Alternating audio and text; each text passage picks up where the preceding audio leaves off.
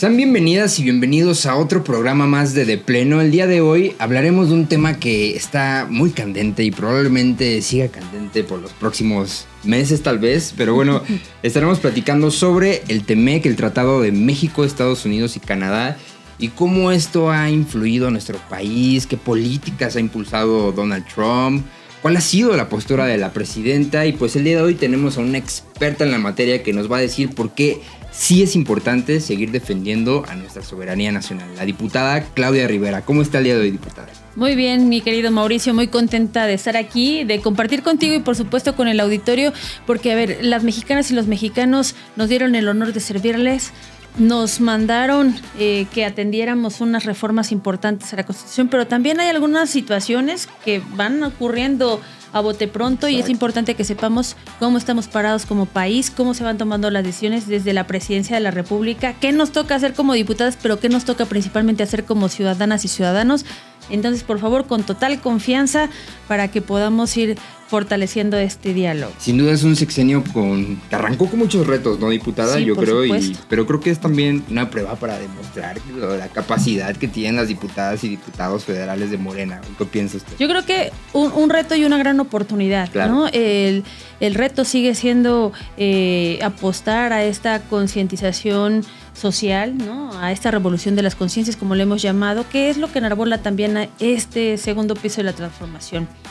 Pero a la par de ello, la enorme oportunidad que tenemos con la primera mujer presidenta, que permite dar un mensaje muy claro de que llegamos todas, permite dar un mensaje muy claro al mundo entero de la forma en la que las mujeres también, conforme vamos participando en las tomas de decisiones, en los cargos de importancia que deciden la vida de nuestro país, también va cambiando la perspectiva, va cambiando la forma de hacer política y va cambiando la forma de ejercer el poder. Y eso es una gran oportunidad porque nos permite materializar lo que alguna época fueron los sueños de ojalá yo pudiera, que tuvieron nuestras abuelas, nuestras bisabuelas, y ahora sabes que cualquier mujer puede llegar a cualquier cargo. Y bueno, bien también con sus retos, ¿no? El hecho de ser mujer, pero yo creo que vamos avanzando como diputadas y diputados. Ya desde un tiempo atrás se tenía esa paridad. Ahora sigue siendo el reto que se logre mantener esa cercanía con la ciudadanía, y en eso estamos comprometidos y concentrados para que ocurra. Perfecto. Cabe destacar que la diputada es economista por la Benemérita Universidad Autónoma de Puebla. Fue fundadora de Morena en Puebla. Fue también de 2015 a 2018 consejera estatal y secretaria de Diversidad Sexual del Comité Directivo Estatal de Morena. Fue presidenta municipal de Puebla del 2018 al 2021. Participó en el proceso interno hacia la gubernatura de Puebla, siendo la mujer más competitiva de Morena. Este es un gran dato. Sí. Y ahora es diputada federal. Pues bueno, diputada, este tema tan importante que tanto es una oportunidad, así como bien usted lo menciona, pero me gustaría empezar en ¿cuál es su lectura de usted en esto del TEMEC? ¿Qué ha pasado? ¿Cómo ha venido fluyendo? ¿Cómo lo ve usted?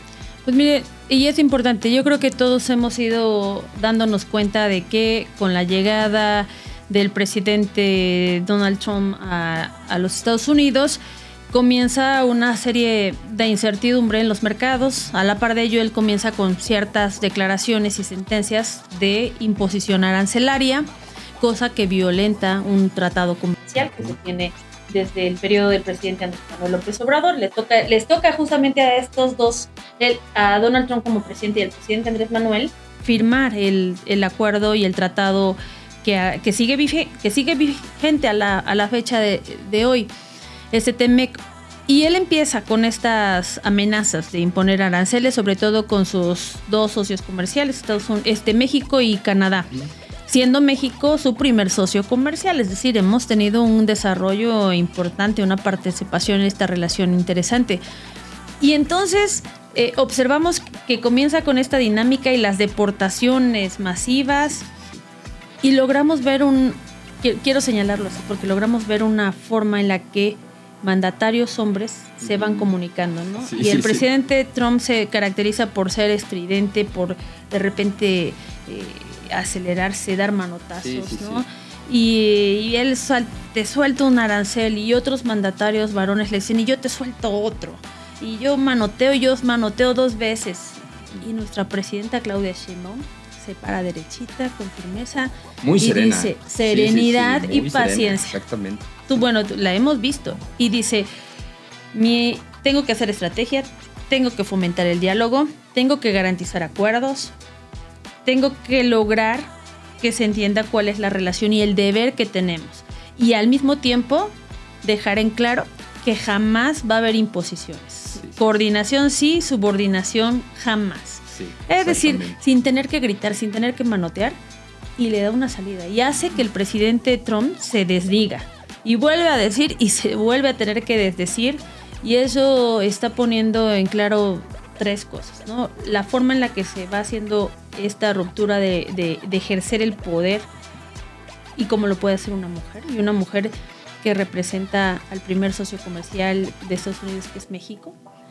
El segundo elemento, que siempre el diálogo va a permitir generar mejores acuerdos y posibilidades de entendimiento que nos traigan beneficio a todos, ¿no? Así hay 2 países. Sí. Y el tercer elemento, que efectivamente estamos observando que la presidenta Claudia Sheinbaum está garantizando una certeza política y una certeza económica, y las 2 son fundamentales, porque la apuesta que tiene ahorita el proyecto de nación, el Plan México, es apostarle al desarrollo económico con bienestar, reconociendo que no puede haber bienestar sin seguridad y sin justicia, por eso va todo acompañado, y me parece que vamos en ese camino. No, y es que imagínense ustedes si la presidenta cayera en estas provocaciones, ¿no?, que hace constantemente Donald Trump, que ya habló bien de ella en su X, ¿no? O sea, ya mencionó. Pues creo que desde el primer día, ¿no? Sí, habló de mujer maravilloso. Sí, y después que muy inteligente y que habían tenido una charla, y ahora que es dura, pero... Sí.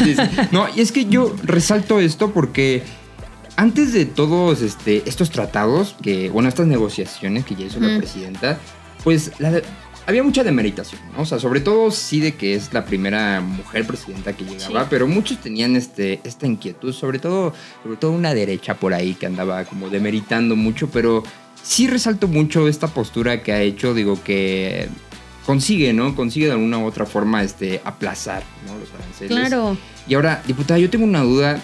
¿Por qué que lo vi igual la otra vez, que al principio lo publicó mucho el secretario de Economía, Marcelo Ebrard, que esto es contraproducente también para Estados Unidos, que haya impuestos estos aranceles? ¿Por qué es contraproducente también para ellos? Sí, por supuesto, porque, a ver, ¿qué se refiere ese arancel? Es que todo lo que de México exportemos a Estados Unidos se tiene que pagar un impuesto. Ese impuesto, ¿quién lo paga? ¿Quiénes lo van a consumir? ¿Quiénes lo van a consumir? Pues los Estados Unidos. Y viceversa.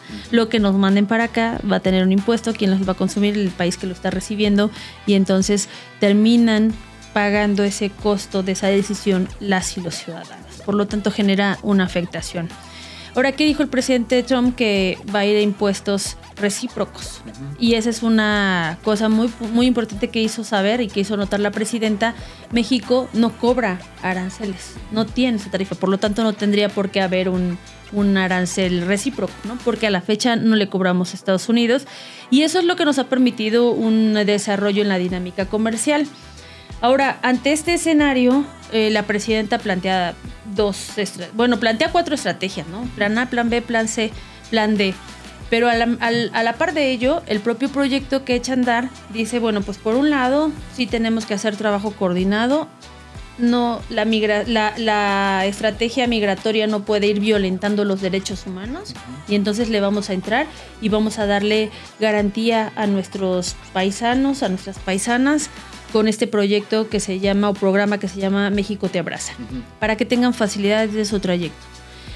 2, vamos respetados, ¿no? También sí, por supuesto. Los maltrataban mucho, pero bueno, al principio escuché hay sí, brutal. Y era importante acompañarles. 2, que quienes sigan estando en Estados Unidos y requieran la atención por parte de su consulado para trámites, para actualización de algún documento, etcétera, reciban un trato digno también y cercano. Se ha comprometido ella con que personalmente va a ir a verificar cada una de estas oficinas consulares. Junto de ello, dice, vamos a pedirle a la Guardia Nacional que refuerce la vigilancia en la frontera para evitar el tráfico de drogas. ¿no? No queremos que siga llegando a ningún país, por supuesto a Estados Unidos, y menos a nuestro país, México. Y a la par de ello dice, y Estados Unidos, te encargo también que tú hagas lo propio, que también vigiles, que le entres al programa para prevenir las adicciones en tu país, porque eres el principal consumidor de esta droga. No les gusta repetirlo eso. No les gusta, pero esa es la realidad y eso es importante, que lo vayamos entendiendo cada una de las piezas del rompecabezas. Y dice, entonces ustedes son consumidores, por favor, entrenle, hagan ese compromiso. Y 2, presidente Trump, también te encargo que pongas la vigilancia para que no lleguen a nuestro país las armas, ese tráfico de armas que ha estado llegando y que nos cuestan vidas. Entonces es un acuerdo mutuo, ¿te das cuenta? Y es lo que va ella construyendo, termina aceptando el presidente Trump. De hecho, ya decidió que va a echar a andar el programa de prevención de adicciones también en Estados Unidos, que se suma contra el fentanilo principalmente. Y bueno, digamos que es en un primer plano. A la par dice la presidenta, porque en uno de estos arrebatos dice, y vamos a declarar a los cárteles mexicanos terroristas, ¿no? Sí, es cierto. Y entonces dice la presidenta, vamos a reforzar nuestra constitución, sobre todo en el artículo 19 y 40, para fortalecer nuestra soberanía. Eso significa que coordinación sí, subordinación no. Es decir, no puede haber la intromisión en las tomas de decisiones o en las formas de ejercer nuestras responsabilidades como gobierno federal, como gobiernos estatales o municipales, ningún otro país. Ahora, en casa resolvemos lo de casa y eso es defender la soberanía. Y a la par de ello, poner también las sanciones de prisión preventiva para estos tipos de delitos y sobre todo hacer lo que corresponda si alguna persona de otro país quiere intrometerse o invadir, ¿no? Sí, entonces, cero tolerancia también. Me parece que eso también es muy pertinente porque hay que garantizar la soberanía y a México se le tiene que respetar y eso lo ha dejado muy claro. Ahora, diputada, ¿por qué? Sí, es cierto, y algo que quiero resaltar es que hay que entender muy bien que Donald Trump le habla mucho a su audiencia, ¿no? Y quiere permear muchísimo esta narrativa conservadora.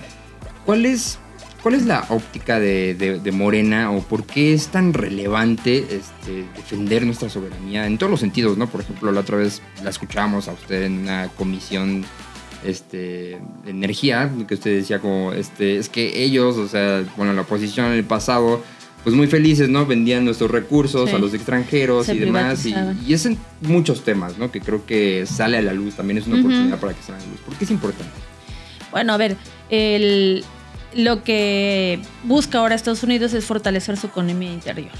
Lo que está haciendo México con el Plan México que presentó la presidenta Claudia Sheinbaum es fortalecer también la política interior de nuestro país. Es decir, es un enfoque que es bueno para nuestras naciones en lo individual, pero que debe de estar también en coherencia con la relación comercial que hay con los otros países con los que somos socios y tenemos un tratado.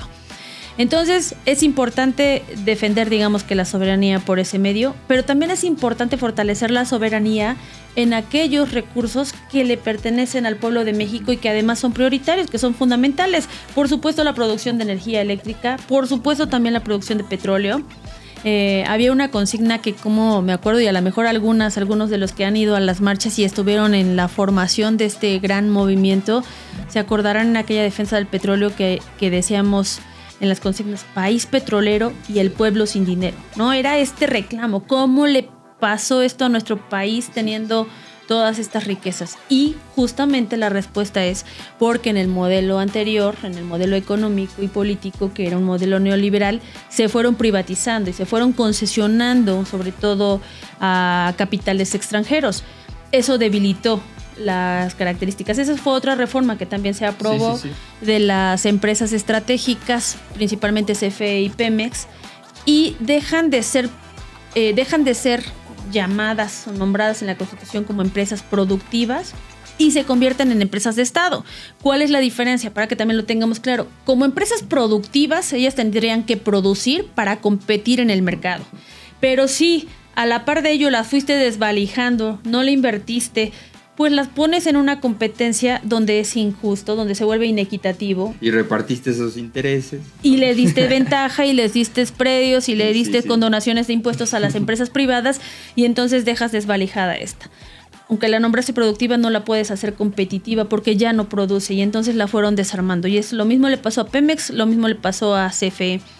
¿Qué es lo que hacemos ahora y que empieza desde el ejercicio con el presidente Andrés Manuel López Obrador?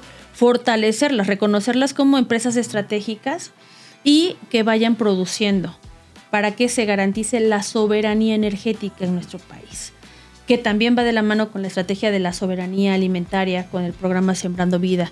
Es decir, también tienen que ver con esos elementos para hacer más fuerte nuestras ventajas, nuestras características internas, sí, y que a su vez permitan una mejor distribución de esos recursos. Bueno, ahora con este cambio y con la apuesta que inició con el presidente y ahora va con la presidenta Claudia Sheinbaum, pues vamos a tener una mejor producción, generación y resultados a favor sobre todo de las familias, tanto en energía eléctrica como en gasolina, pero también las tareas que conllevan a que se tomen ya los primeros pasos y las primeras acciones para las energías renovables, sí, que van de la mano con esto que hizo el presidente con los megaproyectos. Todo lo que es la refinería Dos Bocas, pero también el transísmico y estas oportunidades que nos van generando detonar esos polos de desarrollo económico que serán ahora polos de bienestar. Entonces en esas vamos. Qué importante es ser independientes, ¿no? Y mantener, siempre reafirmar sobre todo esta independencia y que se pusiera en práctica, ¿no? Viene el 18 de marzo, que es el día de la expropiación petrolera, la próxima semana, para que estén pendientes. Y ligado a todo este tema, diputada, igual vi que apenas ratificaron al nuevo secretario de Hacienda y Crédito Público, Edgar Zamora. Edgar Amador, ajá. ¿Cómo está relacionado todo esto? Fíjate, tengo la participación dentro de la Comisión de Hacienda y Crédito Público, que es la Hacienda que ratifica que pasó, la presidenta Claudia Sheinbaum recibió la renuncia por parte del exsecretario, que era Ramírez de la O. Ahora le da la oportunidad y la confianza para que él, que era el subsecretario de Ingresos, pudiera asumir como secretario. Pero nos toca a nosotros como diputadas y diputados aprobar ese nombramiento de la presidenta. ¿Cuál es el paso? Pues los pasos a seguir es que llega ese dictamen de la presidenta, llega a la Cámara, nos las turnan a la Comisión de Hacienda y Crédito Público. Hacienda y Crédito Público hace una discusión de ese dictamen y se hace la votación. Ahí tuvimos intervención todas las fracciones parlamentarias para hacerles preguntas, no solamente a quién iba como secretario, sino también a quién quedaría como subsecretario de Ingresos y quién ocuparía la tesorería. Y entre estos, a mí me tocó hacerle preguntas en relación a qué estrategias se están tomando para garantizar la estabilidad cambiaria, es decir, la estabilidad de nuestro peso. Esto que en el sexenio del presidente Andrés Manuel López Obrador llegó a los 17 pesos, ¿no? Y después fue subiendo, aunque se mantiene estable. Que decían que íbamos a tener dólares de 30, que iba a subir hasta 30. Bueno.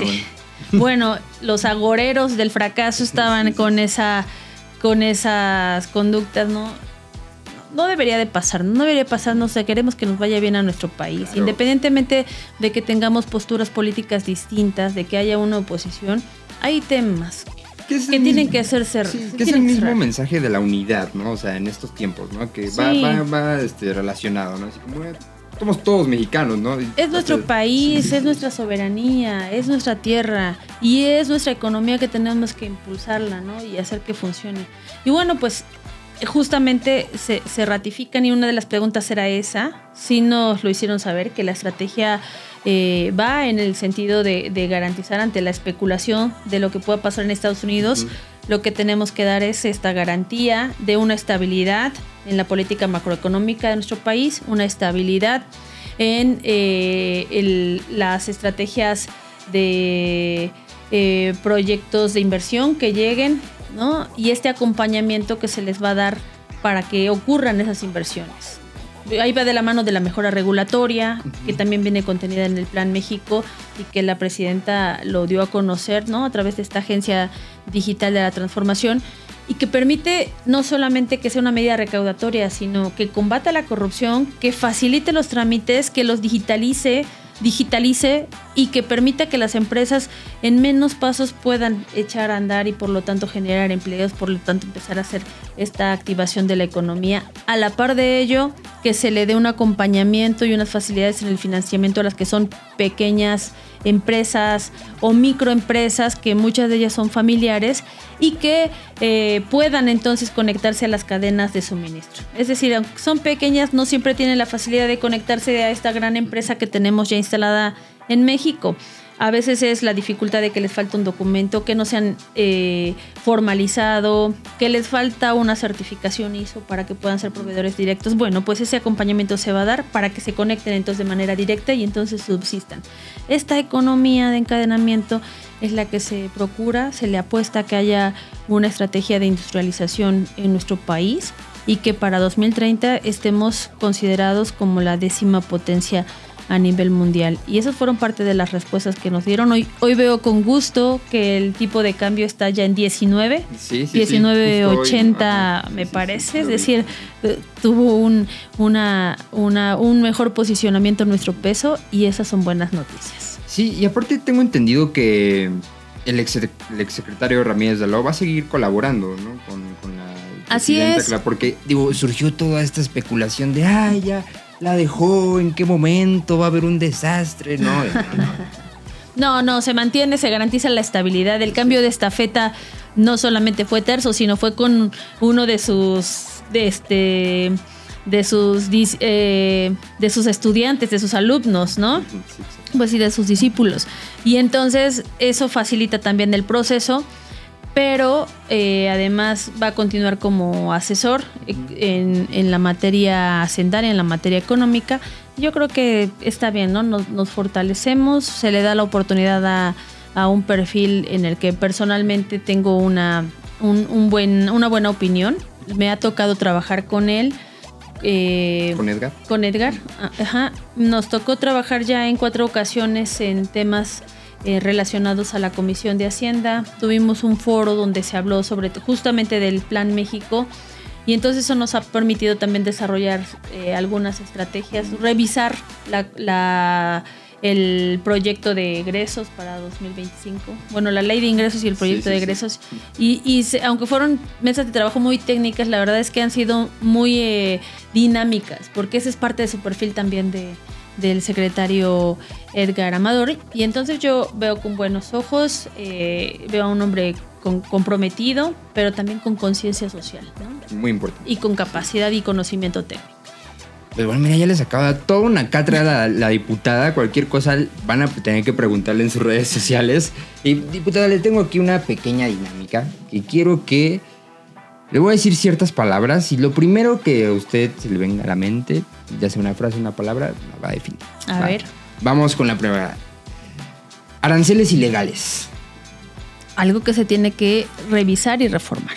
Soberanía nacional. Se defiende. Justicia comercial. Es algo que vamos a garantizar ahora con la reforma. Donald Trump. Estridente. La oposición. Moralmente derrotada. El futuro de México. Es ahora, lo construimos entre todas y entre todos. Claudia Sheinbaum. La mujer más poderosa del mundo, pero además un referente de que las mujeres podemos lograrlo todo. Lotería. Muy bien. Y ahora, diputada, pues bueno, en forma de conclusión, me gustaría preguntarle cuál es su lectura personal, ¿no? Sobre estos nuevos acontecimientos tan históricos, la verdad. ¿Cuál es? Y también que nos comparta qué iniciativas usted está impulsando en las comisiones que está, en qué anda. Estoy, participando en la Comisión de Hacienda y Crédito Público, también en la Comisión de Anticorrupción y Transparencia y en la de Fortalecimiento Municipal. Y en estas he presentado algunas iniciativas que tienen que ver con el combate a la corrupción. Presenté una iniciativa para la creación del tablero de obra pública, que es una reforma al artículo 52 de la Ley de Obra Pública y tiene que ver con lo siguiente. De por sí cualquier gobierno municipal, estatal o el federal tiene que rendir cuentas de en qué está gastando el dinero que es dinero público, dinero de todas y de todos los mexicanos. Y de por sí tiene que decir en qué, si es una obra, cuánto costó la obra, qué empresa hizo la obra. La propuesta es que en el mapa del territorio del que se esté tratando se ponga la geolocalización de la obra que se está realizando. Pero esa geolocalización lleva la información de qué obra se está realizando, cuánto costó la obra, cuánto empleo está generando la obra, qué empresa está realizando la obra, que eso es algo muy importante porque es ir recuperando la confianza, ¿no? De que la gente, los ciudadanos sepan que Mauricio es el que está construyendo acá. Y entonces Mauricio más transparencia, ya sabe que los ciudadanos saben y lo están viendo. Y entonces esa obra tiene que quedar de calidad, ¿no? Sí. Que no falle, que no se rompa, que no se destruya al día siguiente de su inauguración. Entonces eso permite esa comunicación, esa cercanía y esa recuperación de la confianza. Y esta información no requiere mayores recursos, es una información que de por sí se está generando. La única ventaja es que ahora será en tiempo real y esto le va a servir a los ciudadanos, a las ciudadanas para que tengan una mayor cercanía también al ejercicio del gasto público, pero también un conocimiento y la duda, ¿no? De que pueden ir con un clic al punto georreferenciado, y a las personas tomadoras de decisiones también les va a servir porque van a poder observar cómo van avanzando en su programación y cómo se está rindiendo cuenta de ellos, ¿no? No hay mayor gasto. Esto va dentro de las tareas de combate a la corrupción, porque al final ese es un eje transversal. Yo la apliqué eso como presidenta municipal y me dio muy buenos resultados. Bueno, cabe mencionar que como presidenta municipal soy la presidenta municipal, la única que ha pagado la deuda pública y que fortaleció las finanzas municipales. Y fue la estrategia del presidente Andrés Manuel, combate a la corrupción y disciplina y austeridad republicana, que no es otra cosa que disciplina financiera. Tengo el récord público de obras con recursos propios y en gran medida fue esta vigilancia muy puntual. Van de la mano, ¿te das cuenta? Y por ese tablero de obra pública recibimos el primer lugar a nivel nacional en transparencia proactiva. Entonces funciona, me funcionó, insisto, no genera ningún otro gasto y reduce los riesgos de alguna mala práctica o algún descuido. Y bueno, también, dicho sea de paso, tengo el récord en mi ciudad con la estrategia de seguridad, porque del año que entré al año que salí logré reducir en un 40% la incidencia delictiva. Ya después platicaremos un poco la estrategia, pero yo doy testimonio de que la coordinación, el enfocarse en el fortalecimiento interno de cada una de las dependencias funciona y da buenos resultados, sobre todo a favor de la gente. Y he estado trabajando también en algunos temas que tienen que ver con los derechos de las mujeres, la salud de las mujeres y en contra de la violencia obstétrica. Presenté también una iniciativa que es a reforma a la Ley General de Salud en materia de una mayor vigilancia y que se haya informado el tipo de parto. Es decir, según la OMS, entre el 10 y el 15% de partos por cesárea es como lo normal, ¿no? Está en un rango aceptable, mejor dicho, no normal, sino está en un rango aceptable. El problema es que en nuestro país estamos llegando al 50% de partos por cesárea en lugar del parto natural. Y el parto por cesárea trae una serie de complicaciones. Una de las principales razones que hemos observado de por qué se ha aumentado es un tema lucrativo, es un tema que pone en riesgo la vida de la mujer y también la vida de las niñas, de los niños recién nacidos. Y es algo que tenemos que ponerlo sobre la mesa. Y ocurre por muchas razones. Sí, principalmente en la iniciativa privada o en el sector privado, pero muchos de los que acuden al sector público terminan yendo al sector privado por un maltrato, por una desinformación, por una desatención. Entonces aquí obliga a que sea parejo. Entre algunas otras cosas que estaremos trabajando y yo muy pendiente para ayudar a fortalecer nuestros municipios también. Miren, ya escucharon a la diputada, ya escucharon todos sus resultados. Yo nada más digo, Puebla 2030, agárrense, yo nada más digo. Pero, bueno, diputada, ¿y cómo la podemos encontrar en sus redes sociales? Como Claudia Rivera Vivanco, ahí me van a encontrar en Instagram, en Facebook, en X, en TikTok. También, sí. Y yo algo que digo, ahorita que mencionaste esto, Mauricio, trabajo mata grilla. Y para trabajar no se tiene que pedir permiso. Hay que enfocarse en dar resultados en las tareas que nos tocan en el presente. Y solitos se van abriendo los caminos. Pues bueno, diputada, muchísimas gracias porque haya venido el día de hoy aquí a su programa de Pleno. Este es un espacio justamente para seguir desmintiendo toda esta información externa que existe, sobre profundizar un poco más sobre las reformas que están pasando aquí en Cámara de Diputados. Y pues bueno, nosotros también nos pueden encontrar en X como @diputadosmorena, en TikTok como dip.morena, en Instagram como diputados_morena, en YouTube como Diputados Morena, en Facebook como Diputadas y Diputados Morena y en Spotify como De Pleno Diputadas y Diputados Morena. Muchas gracias, diputada, que tengan un excelente día y gracias por acompañarnos el día de hoy. Muchas gracias a ti y a ustedes, un saludo de corazón a corazón. Y esto fue De Pleno. Noticias, entrevistas, opiniones, actividades legislativas y más. Esto es De Pleno.